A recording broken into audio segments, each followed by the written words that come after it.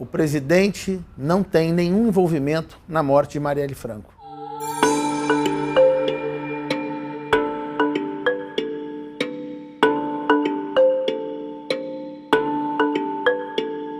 O presidente Jair Bolsonaro não conhece esses indivíduos, não conhece essas pessoas, não tem qualquer relacionamento, seja de amizade, seja de um simples cumprimentar na vizinhança, seja discutir futebol. É zero a relação do presidente da República, Jair Messias Bolsonaro, com Rony Lessa, com Elcio Queiroz e esses demais indivíduos.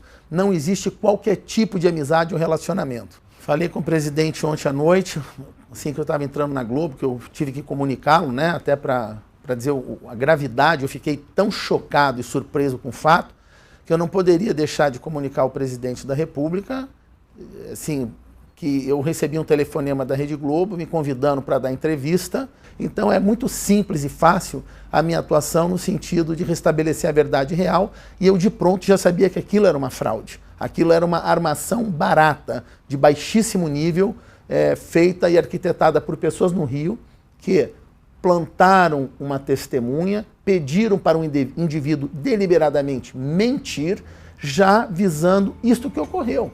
Dano de imprensa, dano de imagem e toda essa repercussão. Nós temos um porteiro que diz que uma pessoa iria à casa de Jair Bolsonaro. Esse porteiro afirma no depoimento que ligou, que Jair Bolsonaro atendeu o telefone, que autorizou a entrada desse indivíduo para a casa 58, que seria a casa do então deputado federal Jair Bolsonaro. Importante deixarmos claro que este depoimento ocorreu uma segunda vez, ou seja, existem dois depoimentos, em datas distintas e reiterando estes fatos com riqueza de detalhes. Então, impossível alegar-se aqui qualquer tipo de mal-entendido ou engano.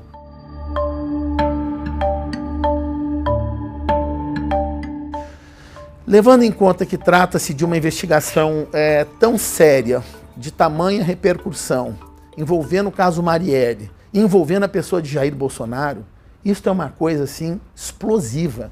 Seria impossível uma investigação e as autoridades que participaram disso, quando tiveram conhecimento desse fato, ter deixado essa coisa limitada, essa situação limitada a um depoimento no papel. Eu pergunto, foram roladas outras testemunhas? Os outros seguranças que trabalham em equipe ali? Foram requisitadas essas imagens de áudio e vídeo?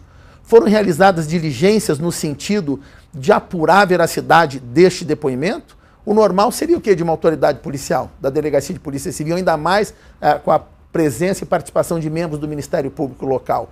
Ouvir as pessoas. Um depoimento dessa gravidade deveriam ter intimado pessoas da casa do presidente, a empregada, a esposa, ou outros funcionários, para saber se é verdade, se essa pessoa esteve lá, dado continuidade. Então eu pergunto, existe isso ou não? Se existe, por que omitiram e só vazaram o papel? As autoridades prevaricaram? Tudo isso deve ser questionado. O fato que é claro trata-se de uma fraude, através de um depoimento falso, plantar uma testemunha para deliberadamente mentir, com exatamente esse objetivo, de ter repercussão na mídia, de causar dano à imagem e à reputação do presidente da República e gerar todo esse questionamento.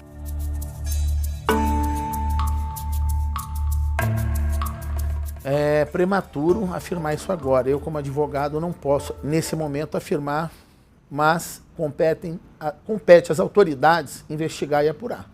Que não há dúvida que existe uma força-tarefa, que existem pessoas no Rio de Janeiro que constantemente buscam atribuir, não só ao presidente da República, mas à família Bolsonaro, uma série de fatos, através de ilações irresponsáveis, que existe uma verdadeira campanha, uma perseguição contra a família Bolsonaro. Isso não é a minha opinião, porque opinião é uma coisa subjetiva, isso é um fato.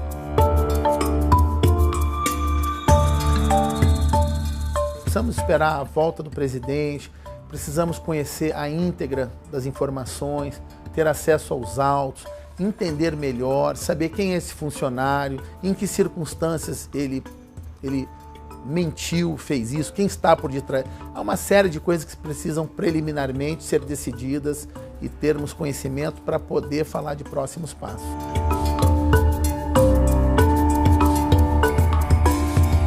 Nós estamos falando do caso mais rumoroso do Brasil. Qual é o homicídio mais falado do Brasil internacionalmente? É o caso Marielle Franco, amplamente apoiado e cobrado pela imprensa nacional e internacional.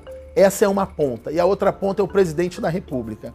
Então, uma situação dessa magnitude, que envolve esta situação, eu acho que é bem acertada a posição do ministro Sérgio Moro de fazer uma investigação ampla a nível federal, sediada em Brasília, com a participação dessas autoridades. Eu não vejo extrapolação.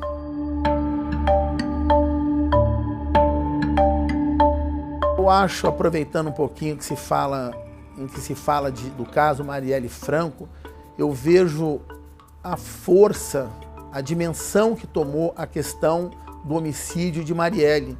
E eu agora, não só como advogado do presidente Jair Bolsonaro, mas também como cidadão brasileiro, eu gostaria que o mesmo empenho, que a mesma força, que a mesma cobrança e que inclusive todas essas entidades internacionais que participaram do caso Marielle Franco, eu gostaria que houvesse o mesmo empenho e desejo de descobrir quem mandou matar Jair Bolsonaro.